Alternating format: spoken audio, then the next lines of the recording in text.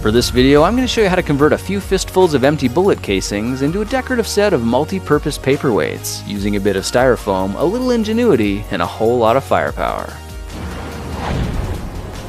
To start this project, you might want to check the legalities of making these artfully disguised paperweights where you are. Brass knuckles are banned in quite a few places, and if that's the case where you live, then don't make your knuckles out of brass. Alright, let's kick things off with a few handfuls of bullet shells. I salvaged these brass casings from a local shooting range, so there aren't any bullets in them, and you can tell the primer's been fired as well, which is important. Now let's fire up the mini metal foundry I showed you how to make in a previous project, and toss the empty shells inside to get them warming up.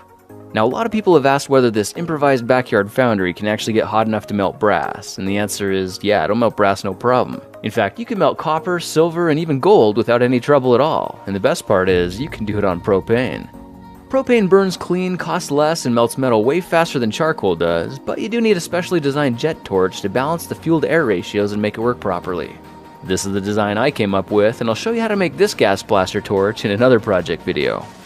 Now it's only been about 8 minutes, but peeking inside the foundry, you can see that amazingly, the brass casings have already melted down and liquefied completely. That's really impressive considering the melting point of brass is around 1700 degrees Fahrenheit, and the foundry was cold when we started less than 10 minutes ago. The liquid metal is bubbling because brass is a mixture of copper and zinc, and at these temperatures, the zinc is starting to boil and vaporize right out of the mix. We don't really want that to happen, but luckily there's an easy way to stop it. I went to the dollar store and picked up a bottle of cockroach killer, which you can see is actually just 100% boric acid.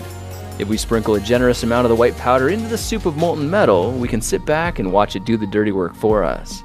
Boric acid helps clean the metals by absorbing impurities and helping prevent new oxide layers from forming on the surface. And if you put it in before you fire up the foundry, it'll melt your metal even faster and help keep the zinc from boiling off as well.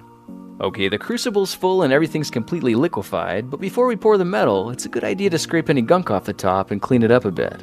I typically use a pair of old steel tongs for skimming the slag, but you can use anything you want as long as it's made of steel and you don't ever plan on using it for anything else. I went ahead and poured these liquefied bullet shells into a beat up old muffin tray, then knocked the ingots out and let them cool into a stack of mini brass biscuits.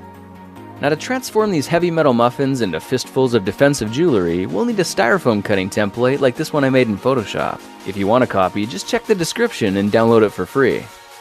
Glue the paper template to 2 layers of dollar store foam board, then carefully cut it all out. A cool trick to cutting the finger holes is to simply heat one of the leftover casings and push it straight into the foam. With just a touch, you'll see it melts perfect circles all by itself. An even better way to slice foam is with a hot wire foam cutter like this one I made from cheap and commonly available materials. This styro slicer uses electricity to quickly and accurately trace the edges of paper templates without cutting the paper itself. That means you can use styrofoam to make just about anything you can think of, so watch for how to build the styro slicer in another project video. Okay, now that we've got our foam knuckles carved out, the next step is to glue 2 styrofoam risers to either side of the base and bury it in a bucket of sand. I filled a small trash bin half full of commonplace sand, then gently nestled the foam knuckles down into the loose layer on the top. From here, all we need to do is add a bit more sand to fill the bucket the rest of the way, then give it a little shake so the sand levels itself out, exposing the foam risers at the top. Now we're going to need a way to funnel the streams of molten metal into the foam risers, so try packing a little wet sand on top, then shaping it into little craters a couple inches deep. Do one for each side, and with that finished, it's time to transform our styrofoam investment into solid brass. Remelt the brass, then carefully pour the glowing hot liquid into one of the craters, where you can see the extreme heat vaporizes the foam in an instant. This allows liquid metal to flow down and fill all the empty spaces, and if you quickly and carefully pour the other side as well, you'll have a much better chance of success on the first try.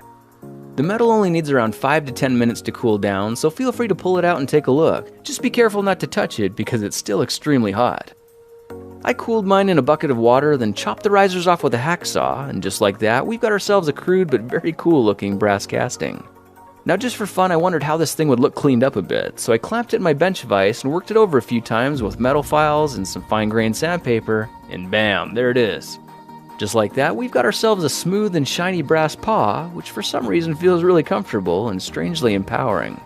This piece of defensive jewelry has a really nice weight to it, and because it was designed to fit my hand, it really does feel amazing. But it's important to note these aren't intended to be used as weapons. Instead, I like to think of them more as multifunctional paperweights buffed to a mirror finish and designed to occupy my workspace as dangerously elegant decor. Now just to push the boundaries a little further, I stopped by an alternative clothing store and picked up a spike-studded choker collar, so I guess you could say things are getting pretty serious. Let's unscrew 6 of the aluminum spikes and screw them into the brass workpiece instead, just to make the whole thing look absolutely mental. The 6 holes were drilled using a 5/32-inch bit, then tapped with a number 10 32 thread so I could secure each of the metal spikes tightly to the brass. It's beautiful, it's dangerous, and it's incredibly durable, and to go one step further, I went ahead and made another one the exact same way. Well, now you know how to transform a few handfuls of scrap bullet casings into a custom pair of fancy and dangerously decorative, solid brass paperweights. They are a lot of work to make, but the feeling of creation and accomplishment is all worth it. By the way, if you're up for another challenge, try making my mini master sword. I cast this golden sword from styrofoam as well, and you can find the template for how to make it in another project video. Well, that's it for now. If you like this project, perhaps you'll like some of my others. Check them out at thekingofrandom.com. Hey guys, I hope you learned something new or at least saw something you like. Thank you so much for watching and sharing my videos. That is exactly why you are the best. Now, if you're in the mood to see another project video, just click here to go back one or here to go forward. You can also see some of my other favorite projects by clicking on any of these. If clicking the screen isn't working, just look down in the description. I've put all the links down there as well, including links to some of my favorite playlists. Thanks again for watching, sharing, and supporting my videos, and I will see you in the next one. Talk to you then.